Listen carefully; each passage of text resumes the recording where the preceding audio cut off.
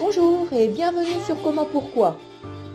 En physique, les unités de mesure sont souvent d'une grande aide pour comprendre et décrire une grandeur physique. Les symboles utilisés pour représenter les unités de mesure sont des lettres et obéissent à des règles bien précises, avec quelques exceptions bien sûr. C'est parti, on se concentre. Première règle. Les unités qui sont issues du nom d'un scientifique commencent par une lettre majuscule. L'ampère est l'unité de mesure de l'intensité du courant électrique. Elle est issue du français André-Marie Ampère qui a travaillé sur le courant électrique dans les années 1820. Le volt est l'unité de mesure de la tension électrique, issue de M. le comte Alessandro Volta. Le watt, unité de puissance, le joule, unité d'énergie, le Kelvin, unité de température absolue, le Newton, l'unité de mesure de l'intensité d'une force, sont des lettres majuscules. Le Hertz, de M. Hertz, comprend deux lettres. La première est une majuscule et la deuxième une minuscule. Comme le Weber, la première est une majuscule et la deuxième une minuscule. Deuxième règle. Si l'unité ne provient pas du nom d'un scientifique, elle commence par une minuscule. Par exemple, petit m pour le mètre, petit s pour seconde, kilogramme, var pour volt-ampère réactif, lumen, radian, etc.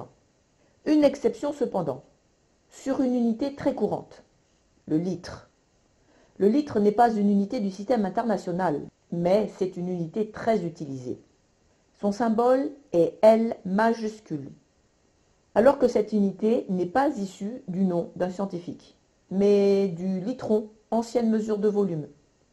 Il est fort probable que le L minuscule, utilisé jusque dans les années 1980, suivant la typographie utilisée, pouvait se confondre avec le 1. De nombreuses unités de mesure sont composées à partir des équations physiques qui les définissent. V égale D sur T, vitesse, A égale dV sur dt, accélération, volume égale 4 tiers de pi r cube, masse molaire égale m sur n, etc. La plupart des unités sont construites à partir des unités de base, en concordance avec les équations physiques qui mettent en relation les grandeurs correspondantes. Nous travaillerons sur ces unités au moment d'aborder les chapitres en question. Prenons tout de même le temps de détailler deux d'entre elles. Tout d'abord, l'unité d'air. Attention, le mot surface est souvent utilisé à tort, et si on veut être rigoureux avec le vocabulaire utilisé, le mot surface correspond en fait à l'ensemble des points qui constituent cette surface, comme le mot segment correspond à l'ensemble des points qui constituent le segment. Ceci est une surface. Le mot air est synonyme de superficie. Il correspond à la mesure de cette surface, comme le mot longueur pour un segment. On dit la longueur d'un segment est l'aire d'une surface. Et l'aire d'une surface est toujours positive ou nulle. Et elle s'accompagne d'une unité. La surface qui sert de base à tous les calculs d'air est le rectangle plan. L'aire d'un rectangle est obtenue en faisant longueur fois largeur. Et en faisant l'opération de multiplication sur les unités, on obtient l'unité d'air.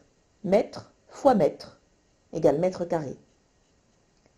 Le mètre carré est l'unité d'air dans le système international. Un deuxième exemple très couramment utilisé et malheureusement déformé est celui de la vitesse. Sur un trajet à vitesse constante, la relation qui donne son unité de mesure à la vitesse est V égale D sur T. Ou encore, la distance parcourue divisée par le temps mis pour parcourir cette distance donne la vitesse moyenne du trajet. En remplaçant les grandeurs physiques par leur unité, on obtient des mètres divisés par des secondes donne des mètres par seconde. Ou des kilomètres divisés par des heures donne des kilomètres par heure. J'insiste sur le mot par qui signifie la division. Attention, danger. Le langage courant a raccourci cette unité en omettant le mot par et en disant km/h à la place de km par heure, ce qui revient à remplacer la division par une multiplication. Non et non, le km/h n'est pas une unité de vitesse, ni le mètre-seconde, ni le tour-minute, mais le kilomètre par heure, le mètre par seconde ou le tour par minute.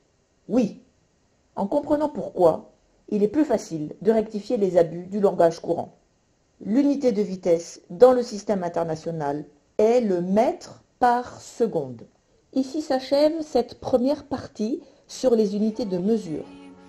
Dans une deuxième partie, nous détaillerons l'expression des multiples et des sous-multiples à l'aide des puissances de 10.